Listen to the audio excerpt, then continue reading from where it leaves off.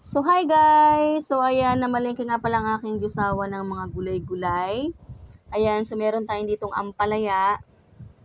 Ang ampalaya natin ay fresh na fresh pa. Kitang-kita nyo naman, green na green pa siya. And sobrang lalaki niya guys. So, meron tayong ditong 6 na pirasong ampalaya. And then, meron tayong ditong longta, talong, yan. Bali, torte natin to bukas para siyempre may iba naman ang ulam, palagi na lang isda, etc. etc. Ayan. So meron tayo ditong itlog na maalat. Masarap to lagyan ng kamatis, guys. Ayan. Tapos, siyempre yung egg, hindi yan mawawala. Pang partner yan ng ampalaya. By the way, guys, yung ampalaya, maganda to sa may mga diabetes, kung mahataas ang sugar nyo dyan. Try nyo magkilaw ng ampalaya at the same time, masarap din to pag ginisa nga.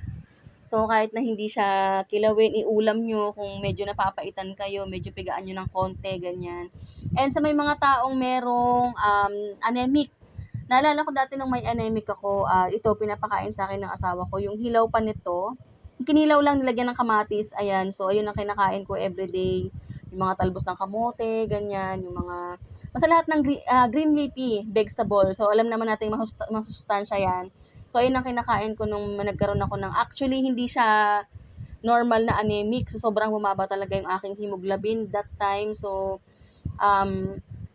actually, ano na siya, nasa stage na siya ng palukemia ang aking sakit. So, ito lang yung nakapagpa-ano sa akin, ang palaya. Siyempre, yung mga ferrous sulfate, may mga kasama din ng mga gamot-gamot yan. Ayan. Tapos, ayun, hindi natin ito ubusan dahil sobrang dami nito, syempre. Tipid-tipid din pag may time. Charis, ayan. So, hindi natin ito mauubos na isang lutuan lang kasi ang dami nga nito.